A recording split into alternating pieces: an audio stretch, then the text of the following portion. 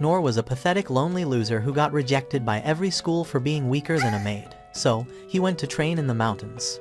After 14 years of beating his stick, he awakened godly abilities and rizzed every girl he wanted. Before all of this happened, Noor was basically just a small-town farm kid living quietly with his mom. His whole routine was feeding animals, cleaning up, and doing whatever chores kept their little place running. He wasn't anything special, just a helpful boy trying to support his sick mother. But her health kept getting worse, and one day, she called him over, barely able to speak. With her last bit of strength, she told him she wanted him to stop living such a tiny life and chase the dreams he always talked about. That same night, she passed away, leaving Noor completely alone. He buried her beside his father's grave, placed flowers down carefully, and stood there for a while with nothing but silence surrounding him. After that, he went back to his empty home and tried to keep himself busy with the farm, even though every corner of the place reminded him of his parents. One night, while he was dusting the shelves, he pulled out a book from the top and suddenly remembered his dad reading it to him when he was younger. It was about adventurers, crazy brave heroes with ridiculous courage who traveled the world, fought danger head-on, and always protected their friends. Sitting there holding the book, Noor remembered what his mom had told him before she died. That hit him hard. He realized he couldn't stay stuck in the same place forever. So he made up his mind. He was leaving the village in the morning and heading to the capital to try becoming an adventurer. But before he left, his big brain plan was to toss a giant stack of hay into the animal pen, thinking the animals would slowly eat through it until the day he came back, whenever that would be. He said one last goodbye to his parents' graves, grabbed his tiny pack, and began walking toward the capital. Once he reached the city, he instantly searched for the Adventurers Guild. He found it pretty easily, but the moment he walked in, the guild master took one look at him, scrawny little boy, and shooed him away like some dog shit on foot. Noor, desperate, mentioned that both his parents had passed. That softened the guild master a bit, so he decided to at least guide him. He explained that Noor couldn't just become an adventurer. He needed skills, training, and actual talent. So he sent Noor to the royal training schools to learn something before registering. Noor started with the swordsman school, but after 3 entire months, the only thing he mastered was parrying. Just one move. Because of how embarrassingly slow he was, the instructor threw him out like shit. Even after being treated like trash, Noor still refused to give up. He next tried the warrior school to test his strength. A few months in, they realized he barely improved at all and kicked him right out again like trash. So Noor tried his "maybe I'm secretly a master archer" phase and joined the hunter school. That didn't last long either. The instructor told him he had the talent level of a wet sock and tossed him out because he kept breaking every bow he touched. Running out of physical options, he tried magic. The magician looked at him and straight up said Noor might be the worst magic learner in the entire world, possibly record-breaking levels of bad. Even the cleric said he was hopeless and could only heal tiny scratches, nothing bigger. After going through school after school for an entire year and failing at everything, Noor returned to the guild, hoping maybe he could still join as an adventurer. The guild master told him he might call the Hall of Fame because no one had ever been this bad at every single skill. Crushed, Noor left the capital and walked home depressed and embarrassed. But even then, he didn't quit. He figured, fine, I'll just train everything I know, no matter how basic, over and over until I get better. For 3 years straight, he practiced parrying non-stop. He got so good he could block 100 wooden swords, but still couldn't learn a single new skill. He kept training so hard that the wooden swords kept snapping in his hands. 10 more years passed. 10 years of obsessive training. By then, Noor could parry 1,000 swords at once, but still had 0 extra abilities. Still, he felt strong enough to try again, so he left his sad little farm and went back to the Adventurers Guild. The girl at the counter looked at him like he was delusional and said his ugly ass can't get register here. But the guild master, who remembered him instantly, showed up and invited him for a drink. After seeing that Noor was still talentless, the man told him how adventurer ranks worked. There were 5 ranks, and E rank was the lowest, but Noor wasn't even good enough for E rank. Then he revealed something even the public didn't know. There was an even worse hidden rank below E rank, F rank. It was so embarrassing that being not an adventurer was actually more respectable than being in F rank. People in that rank weren't allowed to take dangerous missions. They could only accept small, boring chores like moving boxes, cleaning, cooking, or running errands. Shockingly, Noor loved the idea. He signed up immediately and proudly took his F rank card. He spent his days completing random tasks, cleaning streets, cooking food, carrying heavy crates, helping old ladies, even climbing trees to rescue cats. For the first time in his life, he felt helpful. One afternoon, after finishing a gutter cleaning job for his usual old client, he went to a nearby mine to help lift supplies. While he was working, he suddenly heard a terrified scream echoing from inside. Without thinking twice, Noor sprinted into the mine like some fearless hero. Inside, he found a massive minotaur attacking a group of knights who were desperately trying to protect a cute girl. The knights were getting destroyed, thrown around like rag dolls, while the girl stared at the monster, accepting her death. Nor grabbed the nearest rocks and started pelting the minotaur just to distract it. Then he picked up a sword, using the only technique he had mastered, and began parrying the monster's attacks. When the minotaur charged at the girl, Noor jumped in front of her and blocked the attack again, even though the sword shattered in his hands. His father's old words echoed in his mind: real adventurers risk everything for others. With only the broken hilt left, Noor pushed all his strength into one final parry. Somehow, he managed to deflect the minotaur's deadly strike, sending its axe flying. The blade spun through the air and sliced the monster's huge head clean off. The girl tried to talk to Noor, but he just walked away quietly, thinking he barely survived fighting some big cow. He didn't even realize he had killed a deadly monster. The knights rushed in to help the girl, stunned by what had happened, while Noor just wandered through town, believing he still needed more training. Back in the cave, Lady Lindbergh, the girl he saved, sat there, shocked, replaying the moment in her head. Soon, another girl, Ines, rushed inside, apologizing over and over because she was supposed to protect Lady Lindbergh but failed completely. Lady Lindbergh comforted her, saying it was fine. After all, she wanted to become an adventurer someday, and if she couldn't defend herself, then she wasn't ready yet. At that moment, a knight named Dalkin arrives to take the princess home. The next morning, Prince Ryan meets up with Dalkin and tells him in detail about what Lynn said. He explains that there's no chance that Minotaur just randomly wandered into the area. It had to be summoned on purpose. Monsters like that don't just walk around nearby. They normally live deep inside the lower levels of the dungeon where only crazy people go. Dalkin agrees with his guess and adds another important piece of info. A top-level mage named Oaken checked out the ring that was used to call the Minotaur, and the magic signature on it was from the magic nation known as Deridas. Hearing that, Rain instantly gets a good idea of who is probably behind the whole thing, but instead of jumping into that topic, he pushes it aside for later. Right now, he's more curious about something else. He asks Dalkin if they managed to track down the insane warrior who destroyed the Minotaur in just a few seconds, like it was nothing. Dalkin says their secret special ops group tried tailing the guy, but according to them, he literally vanished on the spot right in front of their eyes, like he just disappeared into thin air. While Rain is stressing over who this mystery monster slayer could be, Noor just casually walks into the Adventurers Guild like it's any normal day. The guild master spots him immediately and rushes over, looking worried. He asks Noor if he's alright, since nobody saw him anywhere after the monster appeared the previous day. Noor explains that as soon as he noticed he was being followed, he decided to just head back home instead of hanging around. He apologizes for disappearing and making the guild master worry. The guild master starts going on and on about how terrifying that demon-class beast was, explaining that only a truly strong hero should be able to take down an A-ranked monster like that. Meanwhile, Noor is standing there thinking he just got lucky and that it wasn't that big of a deal. Thanks to growing up on a farm, he honestly still believes he only fought some kind of crazed giant cow, and not a legendary dungeon monster. After giving him a whole speech about how insane the situation was, the guild master hands Noor his reward money for completing the job. But before Noor can quietly leave, Lynn suddenly appears at the doorway. She tells everyone that she had to use a special detection-type skill just to locate where Noor was. The moment she starts talking to him, all the people in the guild stop what they're doing and start watching them closely. Noticing all the eyes on them, Lynn suggests that they step outside and says she'll use a concealment spell so nobody can listen in or sense their presence. Noor is confused about why everyone is acting so stiff and serious around her, still not realizing that she's actually the princess of the kingdom and a really important person. The guildmaster quickly leans over to Noor and quietly tells him not to say anything dumb or do something embarrassing. A few moments later, Lynn finds a calm, empty spot outside the guild. She activates her magic to hide them from others, and then turns to Noor to properly thank him. She explains that by stopping the Minotaur, he didn't just save her, he basically saved the entire city from disaster. Noor, however, is still completely clueless about how big of a deal that was. In his mind, he only fought a rampaging beast and somehow didn't die. He even apologizes for jumping in during the battle and says she probably would have taken care of the monster herself using her mage powers if he hadn't interfered. Lynn keeps insisting that she is truly grateful, then politely asks if he would be willing to come meet her father, the king.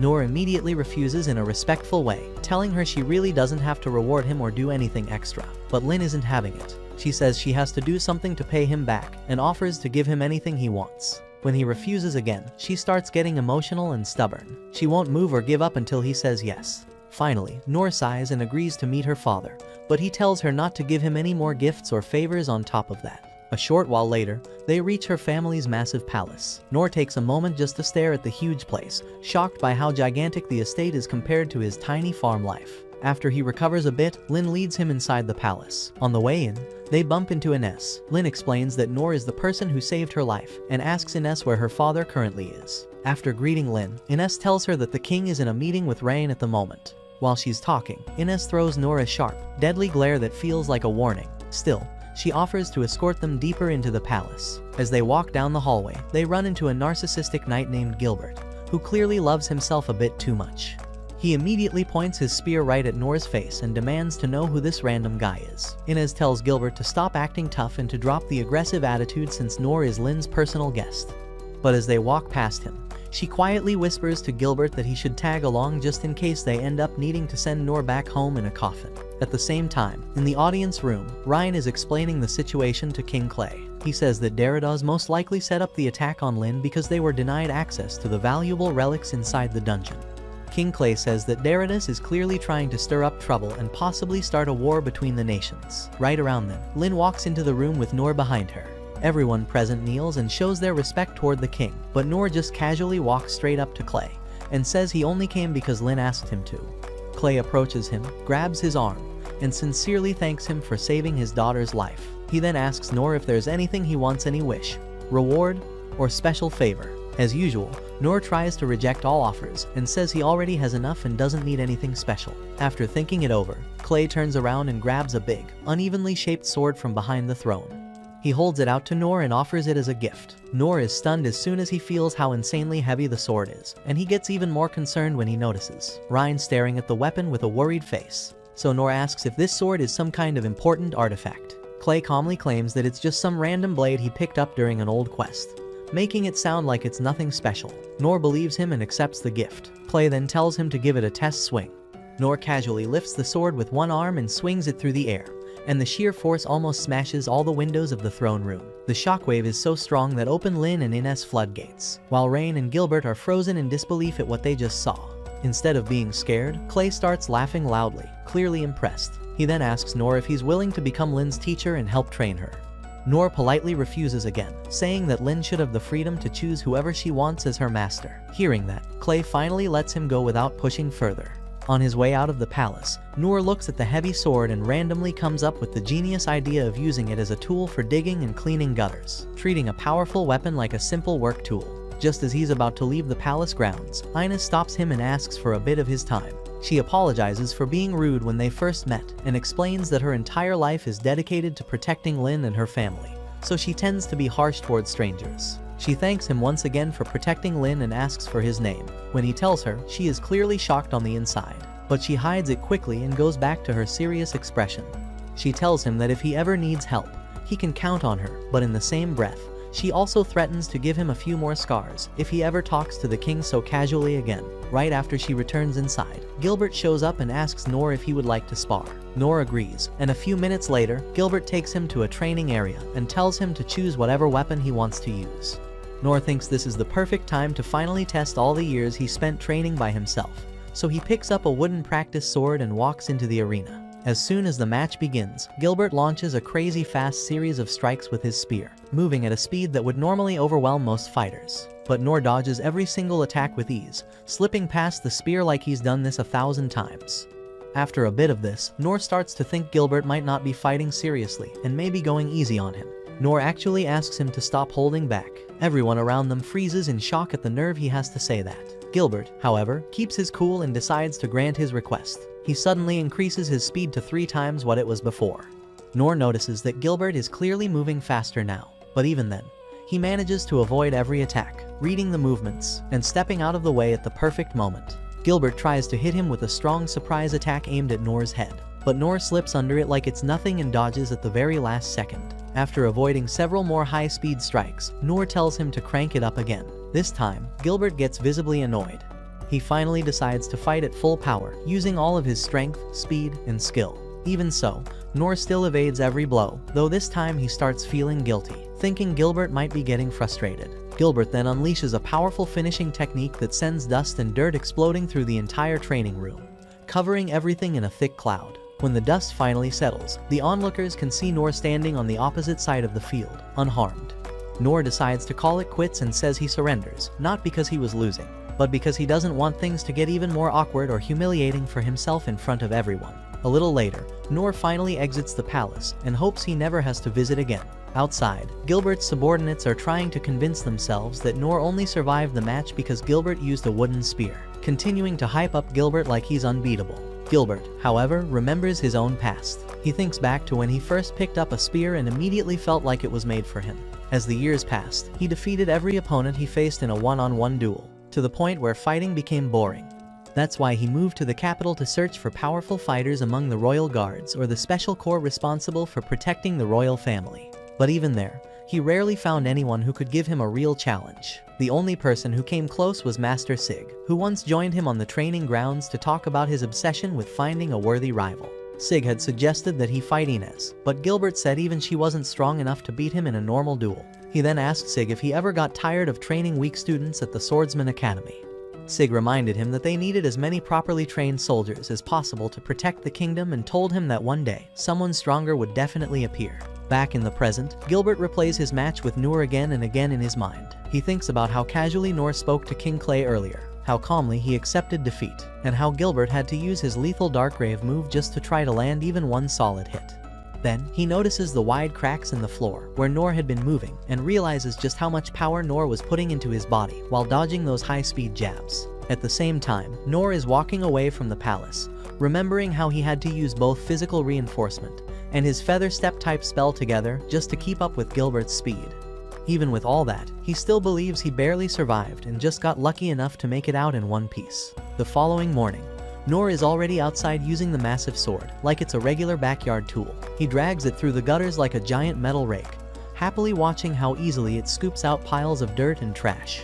He actually gets excited because the sword, which looks like it could cut a mountain in half, works better than any cleaning tool he's ever used. After hours of non-stop work, he takes a break in the woods and finally realizes he has no more tasks lined up for the next couple of days.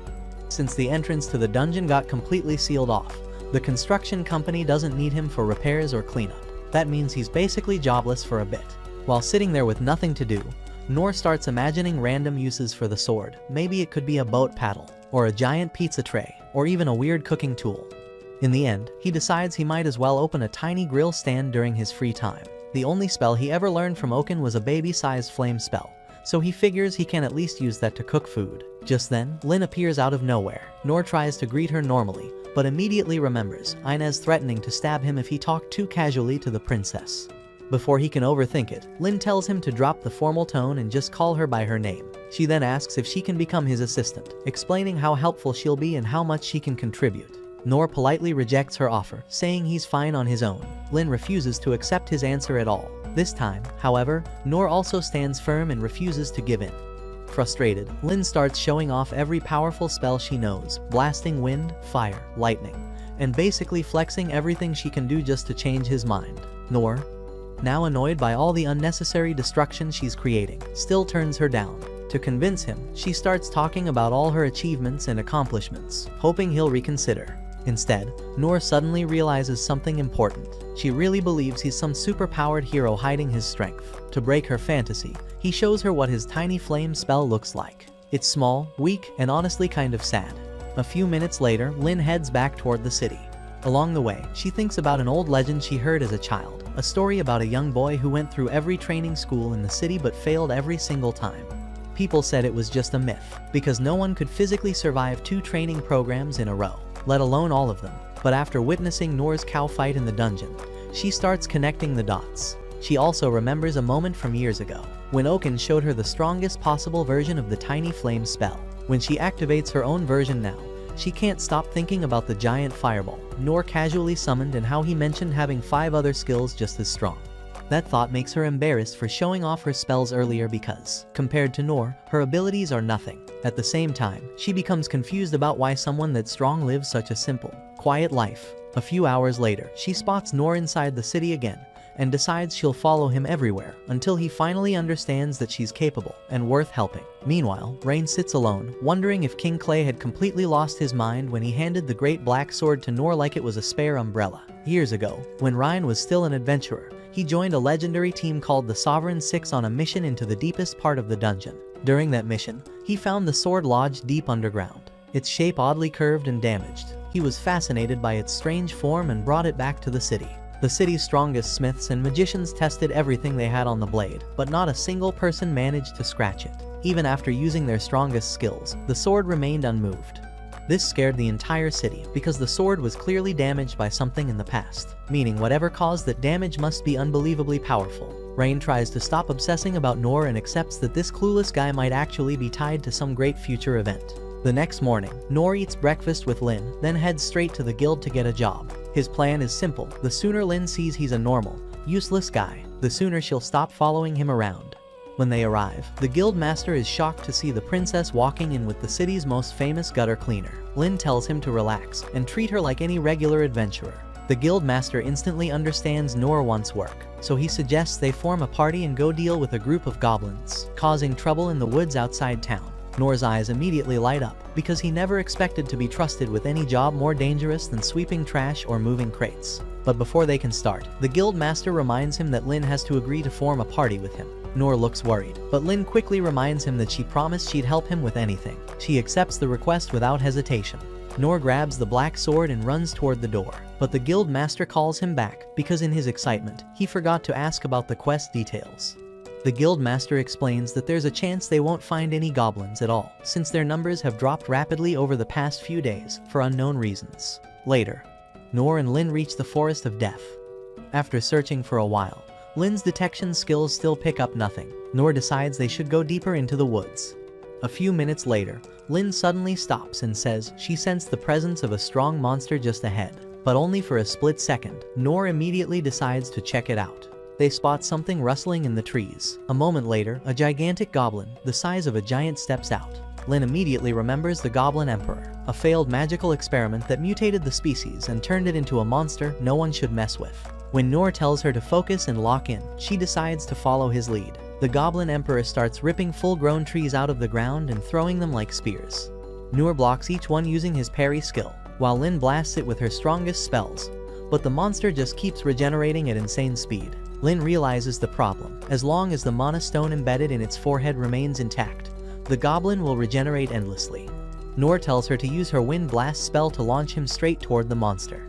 Lin hesitates, telling him the blast will tear his body apart. Noor tells her to trust him and focus on the sword. Lin fires the Wind Blast. Noor is launched with terrifying force, almost losing consciousness from the sheer speed. At the last moment, he regains focus, parries the goblin's next attack, and strikes the mana stone right out of its head. While the monster loses control and thrashes in pain, Lin grabs the stone. Noor then tells her to finish it quickly so it doesn't suffer. She slowly burns the goblin until it collapses into nothing. Later, Ryan hears everything and gets worried again. The Secret Corps members explain how the Goblin Emperor managed to hide for several days, and reveal that the mana stone likely came from the holy theocracy of Mithra. This scares Rain even more, because the kingdom already has elite mages who should have detected such strong magic immediately. While the discussion continues, Noor and Lin return to the guild to report everything. The guild master listens to their story and assumes Lin did all the work, while Noor just watched from behind. But when Noor describes how big the goblin was and talks about the mana stone, the guild master starts questioning whether they actually fought a normal goblin. He then asks for proof, expecting the remains of the monster. Noor explains they had to burn it completely to ash. Hours later, Ryan reads through multiple reports from citizens complaining about strange events happening around the kingdom. After studying every report carefully, he realizes the rival nation of Deridas has already begun infiltrating the kingdom. He orders the Secret Corps to investigate the affected areas immediately and also commands them to summon the Sovereign Six. As they sprint off, Rain grows even more worried, knowing they aren't prepared for the massive chaos that's about to hit the kingdom. After Noor and Lin wrapped up their first monster job, the guildmaster tossed them some extra cash as a small reward. With that money, they grabbed dinner together. Lin dug into her grilled meat like it was the best thing she'd ever tasted, practically humming with happiness. Noor sat across from her, wondering if she planned to trail after him all the way back home too, since she hadn't left his side all day. Before the thought could bother him more, she finally stood up and said she needed to return to the palace. Noor thanked her sincerely for helping him on the quest, But before they could part ways, Rain appeared out of nowhere. Without warming up to the topic, Rain asked Noor to travel to a mountainside city for an important task. The sudden request stunned Noor, but Rain promised he'd get paid well and insisted Noor was the only person they trusted enough for the job. The next morning, Noor was sticking his head out of a fancy carriage window, enjoying every second of the smooth ride. It felt unreal to him, someone who grew up on a tiny farm, now sitting inside luxury transportation. While he was busy enjoying the view, he noticed Lin looking unusually down. Noor tried to cheer her up by talking about the scenery, the mountains, and the open sky, but she cut him off with an apology for dragging him into a sudden journey. He reassured her that he didn't mind, especially since Ryan had already promised compensation. The night before, Ryan explained the plan clearly. They would wait in the mountain district until they received a special message. That message would decide whether they returned home or continued deeper into the holy theocracy of Mythil. Lin, still tense, worried about what might be happening back in the capital. Ines immediately told her not to panic and promised she would protect her no matter what. Rain had also told Ines to join them. His reasoning was simple: if Deridas attacked the kingdom and things went terribly wrong, Lin needed to be far away from danger. After some time on the road, they stopped beside a quiet stream to take a break. Noor sat under a tree to relax. Out of nowhere, Ines sat beside him and apologized again for involving him in such a dangerous mission. Noor waved it off, telling her she didn't need to worry so much. He jokingly added that he could always run if something went bad. Ines told him there'd be no need for running because she could protect him with her shield. That caught his curiosity. He had never actually seen her fight. To answer him, she summoned her divine shield right in front of his eyes, a glowing barrier that radiated raw power. She explained calmly that barely anything in the world could break through it. Noor studied the shield closely and remembered what Lin told him about Gilbert's insane abilities. That made him realize how powerful all of them truly were. He praised Ines honestly, but his compliment pulled her into her past, a painful memory of when she lived at an orphanage and accidentally hurt a close friend because she couldn't control her own powers.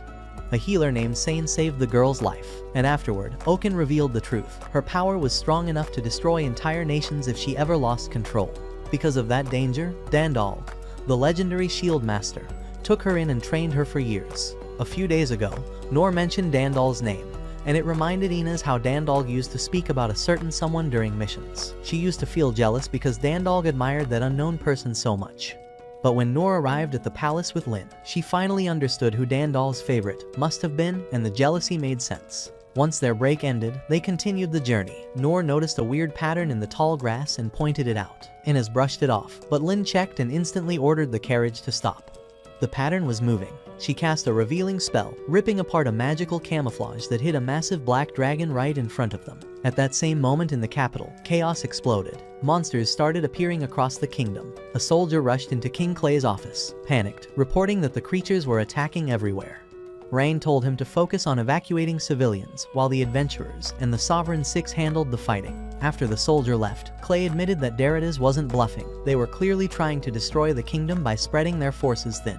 Ryan at least felt relieved knowing Lin wasn't in the city during the attack. Back in the field, a young boy walking beside the dragon collapsed when Lin's spell shattered the magical seal. Without thinking, Noor sprinted toward him and stood between the boy and the angry dragon. Ines yelled for him to return, but Noor refused, raising his weapon to block the blow. Ines quickly told Lin to use her magical vision. When Lin activated it, she froze. The boy wasn't human. He was a demon.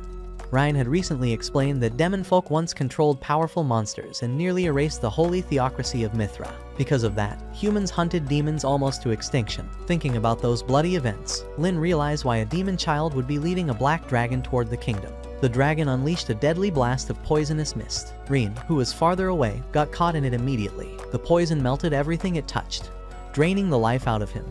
Lin tried to run to him, but Ines blocked her with her shield and explained that no one survived black dragon poison at close range. The dragon swelled up for another attack. Ines expanded her shield to protect Lin and silently apologized to Noor for not being able to keep her promise to safeguard him too. One of the dragon's claws slammed against the shield. Through the shimmering glow, Ines saw Noor still standing, still fighting, still blocking. In that moment, she finally understood why Dandalg respected him. But Noor was reaching his limit. After several more clashes, the monster overpowered him and knocked him to the ground. Noor lay there, exhausted and barely conscious, quietly accepting that he might finally reunite with his parents in the afterlife. At that same time, the demon boy Rollo drifted into memories from years ago. He remembered being thrown into a filthy prison with other demon folk, living off tasteless scraps of bread and whatever the guards threw at them. One day, during the daily fight for food, he accidentally stared at a guard too long. The guard dragged him into another cell and beat him until he vomited blood. When Rollo gathered the courage to ask what he did wrong, the guard lost control and beat him harder, telling him demons had no right to speak. As time went on, humans used Rollo and the other demons as punching bags to vent their anger. Eventually, Rollo unlocked the ability to read minds. When the guards discovered his new ability, they beat him even more out of fear. Later, the same guard captured a black dragon and forced Rollo to guide it to the Clay Kingdom. If he succeeded, the demon prisoners would get better treatment. If he failed, the torture would be worse than anything he had faced. During the journey, Lin's spell accidentally destroyed the magic seal, controlling the dragon, causing it to attack before Rollo could regain control. Terrified of failing and causing more suffering for his people, Rollo accepted that death might be easier. But a human stepped between him and the dragon. Nor. Rollo watched, stunned, as Nor took the poison head-on, then used a tiny healing spell to cleanse both of them. Even when the dragon kept spitting poison, Nor shielded him and absorbed most of the damage himself. No human had ever protected Rollo. The last thing Rollo saw before Nor collapsed was someone willingly risking his life for a demon he had never even met. A long time before all the chaos in the present, Nor was still figuring out how to survive on his own after failing every adventurer exam he took. With nothing else to do, he wandered into the forest to look for herbs so he could cook something simple for dinner. He eventually boiled everything together into a homemade soup, proud of himself for managing the recipe. But right after eating a few bites, his vision blurred and he collapsed in a puddle of his own blood. That's when he realized he had picked a herb that was extremely poisonous. If it weren't for his tiny heal spell, constantly keeping him just above death, he would have been gone by morning. When the sun finally rose, Nor forced himself to crawl over to the stream, washing out the poison the best he could. While recovering, he found a tiny handbook his mother had created back when he was a child. It listed which plants were safe and which ones were deadly. Even though he still felt sick, he didn't rest. He pushed through his discomfort and continued his daily routine of training. The strange thing was, his body suddenly felt normal again much faster than it should have. Curious, he returned to the forest to gather more herbs. But while picking plants, he stepped on a poisonous flower, the same one that almost killed him, and a venomous spiked snake shot out and latched onto his leg. Nor fainted almost instantly. When he woke up on the ground, he discovered that not only had he survived, but the venom was completely gone from his system. Later that day, he roasted the snake over a fire and ate it, only then realizing something insane: his body had somehow developed immunity to poison. Instead of being grateful or thanking the heavens, Nor did what only Nor would do. He kept testing how far his body could go. He let more snakes bite him, ate poisonous insects, drank toxic liquids, and purposely consumed dangerous materials, like a crazy person doing experiments on himself. After months of this insane habit, he found out that he could handle almost any poison. Only extremely strong doses knocked him out for a few minutes. Jumping back to the present, that strange immunity once again saved his life. Once he confirmed Rollo was safe, Nor charged back toward the black dragon and blocked its attacks, chopping off its claws one after another. The dragon, frustrated, gathered its strongest poison blast. Lin screamed for him to get out of the way. Instead, Nor rammed his sword straight into the dragon's open mouth. The explosion of poison detonated inside its body, burning it from the inside until it crumbled apart. As the remains melted into sludge, Nor walked over to Rollo and asked if he was hurt. Rollo quickly explained that he had been taking the dragon to the capital. Nor, who genuinely believed the creature was just a giant frog, panicked and thought he had ruined some important delivery. He pictured Rollo carefully raising the frog like a farm animal, and felt bad, but Rollo assured him it wasn't a problem. Curious, Nor asked how he managed to get a beast that big to follow him. Rollo hesitantly revealed his ability to control monsters. He expected Nor to run away or attack him, but instead, Nor lit up like he had just heard the coolest thing ever. He called Rollo's skill incredible and started rambling about all the things someone with a power like that could do. Rollo, confused, reminded him that demon folk like him commonly had that ability and asked why Nor wasn't afraid. Nor genuinely didn't understand the question. After all, why would he be scared? Rollo slowly explained that demon folk were usually feared or hated. But Nor simply told him that someone with his powers could be extremely helpful to people, which hit Rollo harder emotionally than any beating he'd ever received. Rollo began crying and asked if someone like him could actually be useful. Nor stepped forward to comfort him, but Lin suddenly ran up with panic in her eyes. She couldn't understand how Nor was still alive, since black dragon poison was supposed to be impossible to survive. Nor raised his arm and showed her he was perfectly fine. Seeing this, Lin remembered a rare technique Sane once mentioned: Sacred Spirit, an S-tier purification skill that clears poison out of the body, but it took Sane decades to master. Nor, however, had reached that level in only 14 years without even realizing it. When Noor asked her to check on Rollo, Lin grew worried about what he was. Noor suggested taking Rollo with them in the carriage, but Lin and Inez immediately said no because demonfolk were too dangerous. Noor pushed back, refusing to leave Rollo behind. Inez took a closer look and realized Rollo wasn't dangerous. He looked like a starving slave. Lin also realized she was judging him based on rumors instead of facts. After seeing his fragile state up close, she agreed that they should help him.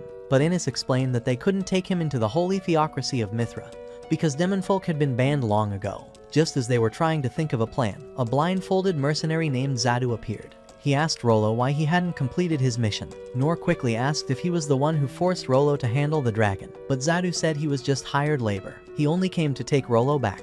Noor didn't understand until Zadu casually mentioned that Rollo's dead body would bring in a generous reward. Before Noor could respond, Zadu lunged at him. Noor blocked the attack and demanded an explanation. Zadu said he planned to do his clients a favor by killing Rollo himself and delivering the corpse.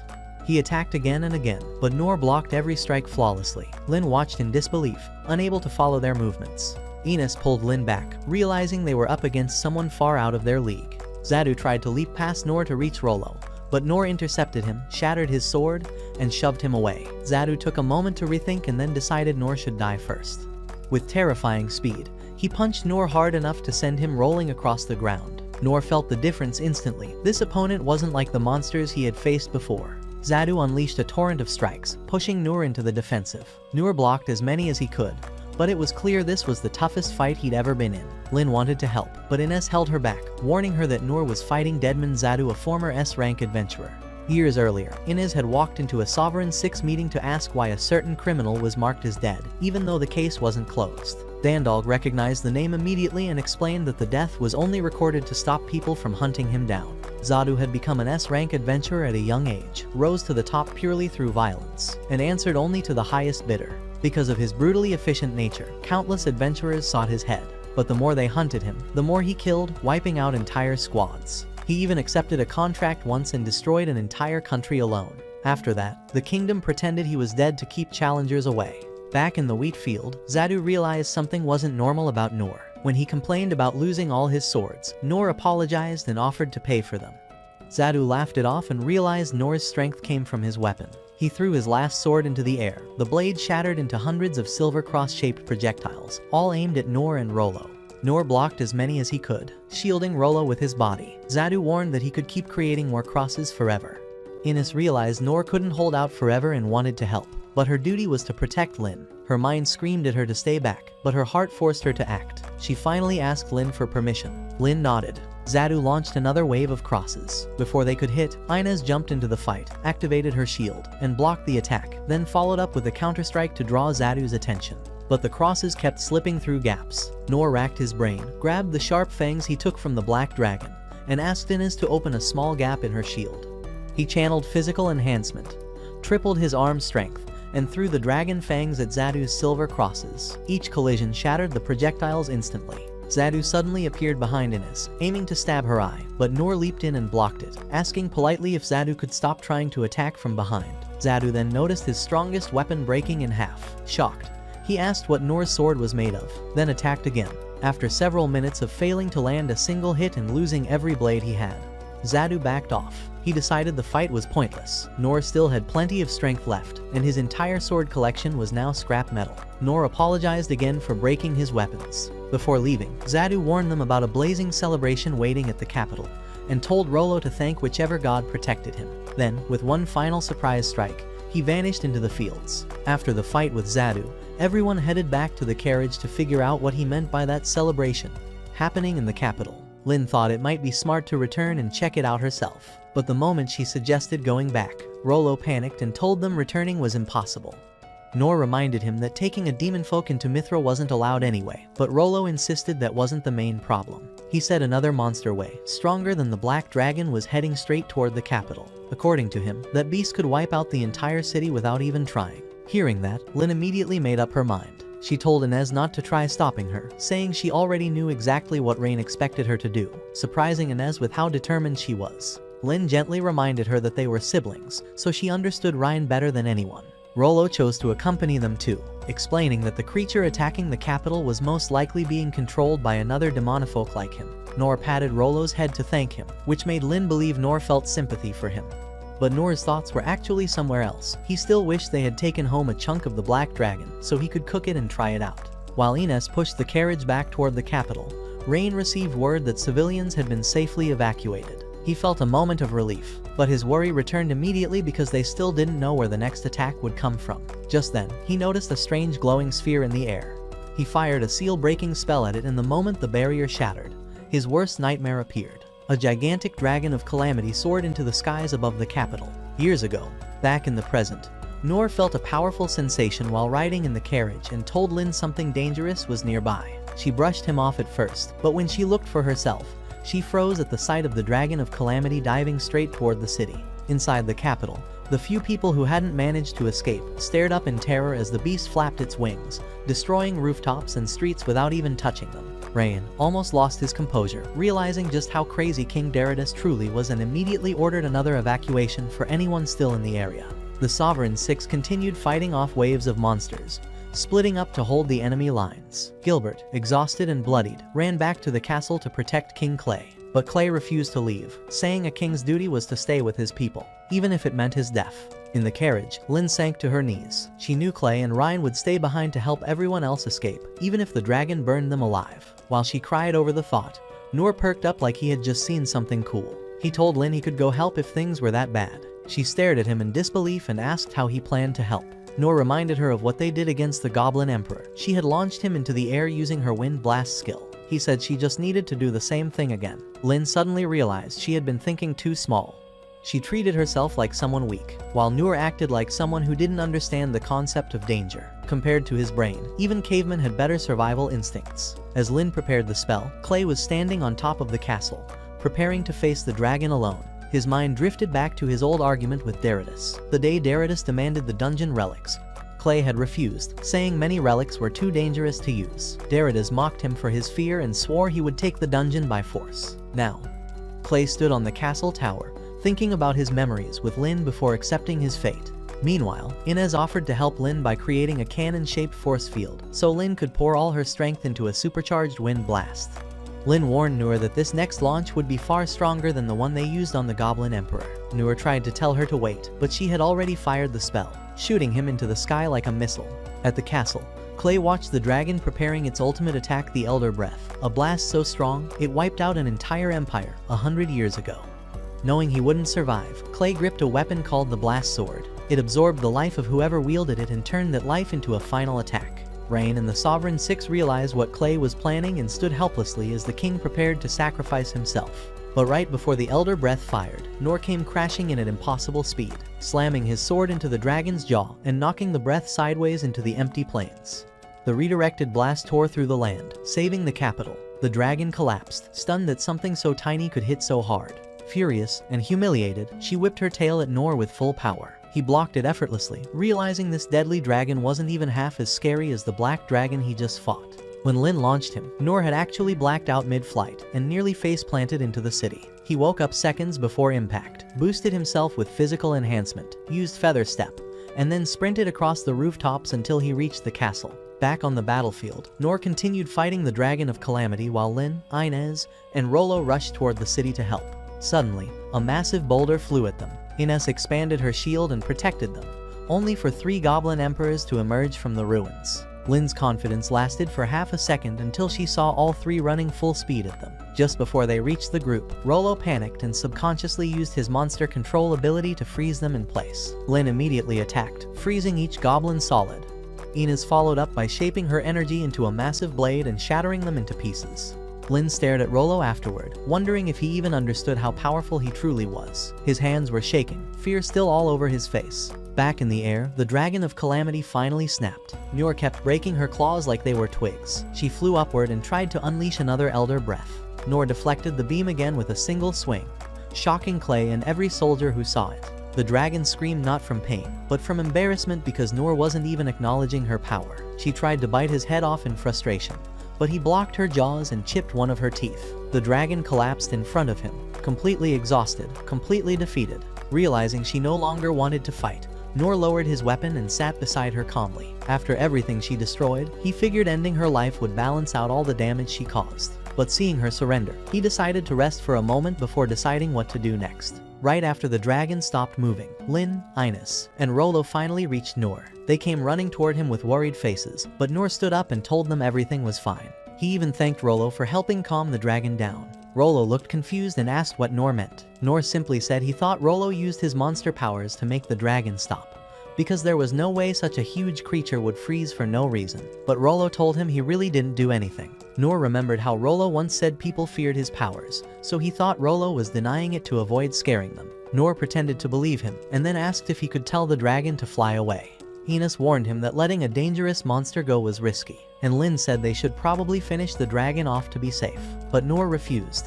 He said the creature already gave up, so hurting it now was pointless. After thinking about it, the others agreed. Rollo finally said he could try talking to it, but monsters usually only listen to their real master. Noor told him not to worry, and said Lin and Ines weren't scared of his power at all.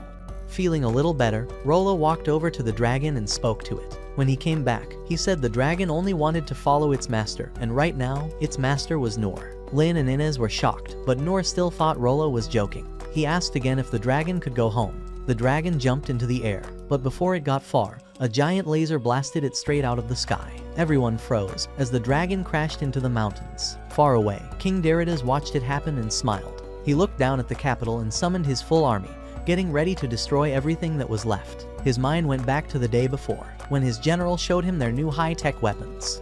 While Daridas bragged about wiping out the Clay Kingdom, a knight named Randus begged him to stop, saying the war would bring nothing good. Daridas ignored him and kicked him aside, claiming nothing could stop him from stealing the dungeon relics. Back to the present, Noor and the others rushed toward the fallen dragon. Rollo suggested checking if it was still alive. While they moved closer, Daridas finally noticed the group. He didn't care about Noor at all. His eyes locked onto Lin and Ines instead. After hearing that Ines was part of the legendary protectors of the royal family, he got excited and ordered his men to fire the plasma blaster at them. The soldiers activated the cannon, and a massive beam shot toward the group. Lin grabbed Rollo and jumped into a ditch. Ines raised her divine shield and tried to block it, but even she struggled. Just when the beam was about to break through, Noor stepped in front with the black sword and sliced the attack into pieces. A confused general told Daridas they probably messed up the aim. Daridas yelled at them to fire again. While they prepared a second blast, Noor took a moment to see the size of their army. He asked Ines what the soldiers were planning. Ines said they wouldn't stop until the capital was completely destroyed and suggested they run back to Rain to regroup. Lin asked Noor if he wanted to retreat too. Noor opened his mouth to say, "Yes, let's run." But before he could finish, Lin assumed he wanted to fight alongside her. She stood tall, thinking Noor felt the same way. Suddenly, Ines saw another rain of plasma beams heading toward them. She blocked the shots with her shield. Seeing this, Daridas stepped back and told his soldiers to make sure the group never left alive. Noor realized there was only one way to help the others escape. He had to distract the entire army, so he decided to run like he did years ago when he used to hunt for wild honey. He told Lin and Ines to use the chance to get away. Instead, Lin used her wind blast spell and launched him into the air before he even finished talking. Noor flew across the sky, blocking blasts mid-air. He landed right in front of over 1,000 soldiers and swung his sword so fast that it knocked every weapon out of their hands at once. Daridas could only stare, unable to understand what he was seeing. Noor sprinted across the battlefield, running circles around the soldiers, knocking out their weapons and breaking through their gear. Soon, swords were raining down from above like metallic raindrops. Only then did Daridas recognize Noor, the nobody he ignored earlier. Noor walked toward Daridas, but the king tried to escape. Then he remembered he was wearing armor made from orichalcum, one of the strongest metals in existence. He picked up his sword, hoping he could fight. Noor didn't even look at him. Instead, he ran past him and threw all their cannons and blasters into the air to destroy them too. The falling weapons nearly smashed Daridas, who collapsed onto the ground trembling. Noor walked back and dropped the black sword in front of him. Seeing the black sword, Daridas remembered it was the same weapon behind Clay's throne, the one Clay needed both hands to lift. Noor used it like it was a toy shovel. The thought made Daridas break mentally. Noor bent down, out of breath, trying to relax so Daridas wouldn't think he was going to kill him. But Daridas only saw a demon preparing to rip out his soul. He quickly climbed onto a horse and ran away as fast as he could. Moments later, Noor's body finally gave out. After fighting nonstop and pushing himself too far, he started to collapse. Before he hit the ground, Mian and Dandalg appeared, takes down the last soldiers. A little while later, Gilbert finally arrives at the battlefield and freezes when he sees the mess Noor created. The whole army was wiped out, and Noor did it alone. Right after that, Sig walks over too, calmly thanks Noor for saving the kingdom, and then joins Gilbert to finish off any soldiers who were still crawling around. Sane notices this and sighs, telling Oaken he specifically told Sig not to kill them. Oaken shrugs and reminds him that if they hadn't fought back, Derridus would have destroyed the capital completely. Sane still insists that capturing the soldiers and questioning them would have been smarter, but when he sees Oaken's worried expression, he awkwardly says he was just joking. Oaken then calls over a group of mages to trap the remaining enemy troops. He raises a giant wall of earth to box them in, and Sane orders his healing squad to keep the surviving ones alive so they can get information out of them. While Dandalg and Mian are still fighting on the other side of the field, Noor finally realizes something huge. The Sovereign Six, the strongest heroes of the kingdom, are the same people who trained him when he was a kid. A few minutes later, Lyn uses her magic to fully heal Noor's body, but she still tells him he should rest because he pushed himself way too hard. Noor waves her off and stands up anyway, right in time to hear Sig announce that they just squeezed information out of the captured soldiers. According to them, Derridas's army was the final phase of his plan. Their monster attacks were only the warm-up. Since the danger seemed to be over, Oaken decides it's time to head back. He assumes Derridus must be long gone by now, but Noor tells them he actually saw Derridus escaping earlier. Even after Noor describes the old man's shiny armor, Oaken says chasing him is pointless unless they can somehow fly. That's when Noor suddenly remembers the dragon. He takes everyone to see it. Oaken nearly faints, seeing such a gigantic creature alive, while Sane immediately starts healing it. Sane reminds Oaken of exactly who Noor is, someone with ridiculous talent who has somehow survived everything thrown at him. Oaken then asks if the dragon can carry all of them. Noor explains that the dragon will only listen to Rollo's commands. Surprised, Oaken asks Rollo if he's confident enough to control the beast. Rollo admits he has zero confidence in anything. Oaken starts panicking, thinking they might have just agreed to a guaranteed death sentence. Before Noor can explain who and what Rollo really is, the dragon wakes up and starts yelling at them like it's their fault it got blasted out of the sky. Rollo immediately uses his power to read the dragon's emotions, but Noor can already tell the dragon is super angry. After Rollo says it wants revenge, the group decides to let the dragon take them to Derridus to settle the score. Lyn and Ines quickly agree to come along. Noor, on the other hand, remembers how terrified he is of heights, and instantly regrets showing everyone the dragon in the first place. But he still joins. Sane hops on too. Then Karoo arrives, and says they'll need his power to hide the dragon, because they'll be flying close to the Empire border. Right then, Clay and Ryan show up. Lyn rushes to hug her father, and Inez apologizes for failing her mission. Rain tells her not to blame herself, and Clay tells Rain to go with them and make decisions in his place. Once everyone climbs onto the dragon's back, Rollo gives the command, and the dragon launches into the sky. Dandalg looks at Sig and asks why he hasn't talked to Noor yet. Sig admits that watching Noor handle everything so easily made him realize he had been overestimating his own skill this whole time. A while later, the Elder Dragon reaches a river near the border. They still haven't found Derridus. Karoo warns that they should start turning back, because entering the Empire's sky could get them blasted down instantly. Just then, Lyn spots Derridus on a bridge far away. Karoo insists they'll never catch him in time. Rain stays quiet for a moment, thinking it through, then says they have to catch Derridus no matter what. If they let him escape now, he'll rebuild his army and attack again even harder. Ines asks if she can destroy the Empire's defenses. Rain tells her to go wild, saying they might need the broken walls for an escape path later anyway. The Elder Dragon charges straight into the Empire territory. Lyn prepares herself for the hardest battle she's ever faced. She looks around and realizes she's surrounded by the strongest people alive. She sees Noor sitting still and assumes he's mentally preparing too, not knowing he actually fell asleep the second the dragon took off. Inside the Empire, Derridus storms back into his palace and screams at his advisors, blaming them for everything that went wrong. Then he sees the Elder Dragon flying toward them and nearly faints trying to understand how it's still alive. When he remembers who Sane is, he completely loses it, shouting at everyone to fix the situation somehow. Randaz tries to calm him down, but Derridus snaps at him and tells him to go fix it himself. Randaz quietly walks out, already thinking of a plan. Derridus then orders his 3 top engineers to activate a secret weapon called the Koranos. All of them panic and warn him it's unstable and could blow up the entire empire. He ignores them. The chief engineer begs him to reconsider. Derridus kicks him into a wall and demands the weapon be used immediately. They pull every ounce of power from the city to activate it. Once it charges, they fire the massive blast straight at the dragon. Noor jumps off the dragon, meets the blast head-on, and knocks it away at the last second, redirecting it into the distance. Derridus freaks out as the blast curves around and heads straight back at them. The engineers remind him that he ordered them to set the weapon that way. Terrified, they drop their tools and quit on the spot, running for their lives. Derridus sinks to his knees as his empire begins to collapse. Right after that, Noor crashes through the walls of Derridus' futuristic castle from the impact. Randius and his knights prepare to kill Derridus themselves, thinking the empire is doomed. Noor suddenly appears and tells them to chill.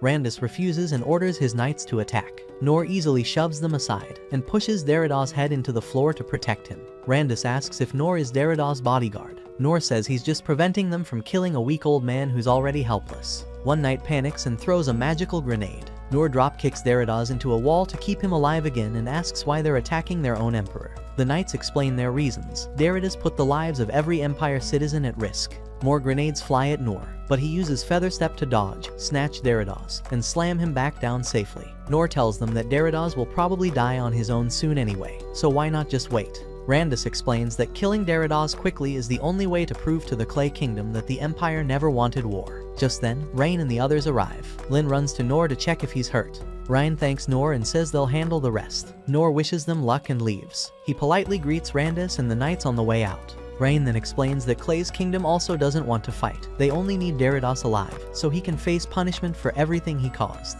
When Derridus begs for forgiveness, Ryan nods and calmly says he'll forgive him, but only after he suffers the same amount of pain he caused to their citizens. Derridus looks confused. Sane clears it up. They're going to rip his limbs off and heal him again, repeating the process until justice is served. Derridus panics so hard he soaks the floor. Later, Lyn fully heals Noor again. Noor apologizes when he notices the destroyed monofurnaces in the Empire and says he never meant to break so many things. Lyn tells him not to worry.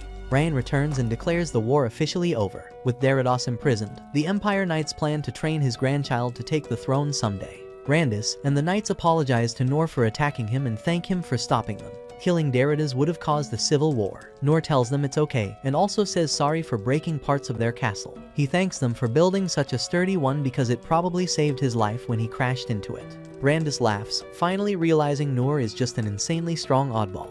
They promise to help Noor anytime he needs them. Right then, Rollo walks over and says the Elder Dragon is tired of staying in the Empire, so everyone says their goodbyes, climbs on its back, and heads home. After everyone finally returned home, Clay called Noor over right away and asked him to choose any reward he wanted. But, like always, Noor politely said he didn't need anything. Clay kept insisting, so Noor thought for a moment and brought up Rollo. He asked Clay if Rollo could live in the kingdom like a normal citizen and be taken care of properly. Clay was shocked by the request at first, especially since bringing a demon folk into the city could cause problems with Mithra. But after Noor refused every other reward, and even told Clay to use the money to help the people who lost their homes, Clay burst out laughing and agreed. That night, Rollo dreamt about something he had always wished for: eating real food and being helpful without getting beaten for it. When he woke up, he went downstairs and found Anise waiting with dinner. She explained that he would be living with her for now. Rollo quietly sat down, but she noticed he wasn't eating anything, so she told him to go ahead. The moment he took a bite of the bread, tears started pouring down his face because it was the first time in his life he'd tasted normal, comforting food. The next morning, people who evacuated because of the attack slowly started returning home. Noor also went out to check on everyone. He noticed the guild building somehow survived the destruction and found the sign lying on the ground. When he picked it up, he remembered the day the guild master first discovered that Noor couldn't learn any proper skills and refused to register him as an adventurer. Back then, Noor first joined the Swordsman Academy. He brought a permission letter from the guild master, and Sig was surprised that such a young boy wanted to train. After the first day, Sig saw Noor's hands bleeding badly and thought he would quit in less than 2 weeks. But Noor shocked him by lasting much longer and even keeping up with older students. A few days later, Sig introduced boulder training. Every student stepped back in fear, but Noor stayed put, using nothing but his simple parry skill to block it. Even after dislocating his shoulder, he picked up his sword again and kept going. That's when Sig realized something was different about this kid. Noor kept asking Sig to teach him a real skill, so Sig showed him a lightning-fast sword technique. He assumed Noor wouldn't understand anything, but Noor excitedly broke down every single motion Sig made in that split second. Sig was stunned. He realized Noor had insane potential. He even considered shaping him into a literal weapon. But by the end of the course, Noor still only had the parry skill, which wasn't enough for adventurer registration. With a heavy heart, Sig told him to try another class. The next day, Noor joined Dan Dog's course. The red-haired beastman was confused to see such a skinny kid sign up for the toughest training program. But after a few weeks, Noor was keeping up with Dandal's strongest students. One time, a giant chunk of rock broke loose and fell toward them. Noor stood there, ready to take the hit instead of running. Dandal jumped in to save him and was stunned at the boy's guts. He too wanted to turn Noor into an unstoppable fighter, but by the end, Noor still didn't learn a high-level skill. So, Dandal reluctantly let him go. Then Noor tried Mian's archery course. The moment she saw him, she tried to kick him out. She told him to hit a tiny stick with a rock from a ridiculous distance just to discourage him. But Noor casually hit it twice. That forced her to accept him. Instead of a bow, she made him throw rocks at a shield until he begged for a real weapon. When she finally gave him a bow, he broke every one of them with his insane grip strength. Even her own elite bow snapped in half. Shocked, she asked how he even learned to throw like that. Noor explained that he used to hunt a super fast bird called the Thunder Flash using rocks. She didn't believe him at first because even expert hunters struggled to catch that bird. Still, by the end of the course, he didn't earn any new skill. So she sent him off but wondered why he even needed more power when he already had crazy stats. Next was the spy course with Caraway. Noor passed every test easily, but still didn't learn the correct skill to be officially recognized. Caraway told him the truth, he had massive potential, but the guild rules were strict, and he couldn't pass him. So Noor immediately enrolled in Oken's magic class. After weeks of trying, he still couldn't use any real magic. Oken checked and realized Noor had no mana flow at all. So he advised Noor to try the mana resonance chamber. Oken told him to leave the moment it felt dangerous. But when he returned days later, he almost fainted. Noor was still inside, perfectly calm. Noor even chased him out because he wanted to keep concentrating. By the end of the course, he could only use a tiny flame spell. Oken was disappointed until Noor randomly summoned 2 tiny flames, one in each hand, something Oken himself took 50 years to learn. Still, it wasn't enough to qualify. Finally, Noor went to Sane's healing academy. Sane explained that healers must be born with divine blessings. Noor refused to give up, even when Sane left him outside for weeks in freezing weather. After months of training, Noor only learned low heal. Sane told him that even being able to use that was a miracle. But since it wasn't strong enough for an adventurer license, he had to let Noor go too. The day Noor left the city, Sane called a meeting with the other Sovereign members. They were all upset because they knew Noor could surpass them someday. They agreed to get him back and train him together. But Noor had vanished from the city by then. Back in the present, Noor walked into the guild and returned the sign. After chatting about everything that happened, the guild master asked if he wanted a job. The construction team needed workers, so Noor joined right away. As he worked, he thought about everything that had happened these past few days. Meanwhile, Clay and Rain discussed the real reason behind the attack. They figured out that Mithra must have helped Darius because only Mithra could create the Monstones used to control the monsters. Both of them agreed that the kingdom still had huge problems to deal with, but at least they had the Sovereign 6 and an overpowered F-rank adventurer who still didn't realize how strong he was. The next morning, Lynn arrived at the construction site handing out food. When she spotted Noor, she ran straight to him with fresh bread. After eating, Noor smiled and went right back to helping rebuild the city, even saving another worker from falling debris. And that's where this video ends. If you like it, make sure to subscribe our channel for more amazing contents like this. And watch this following video. Until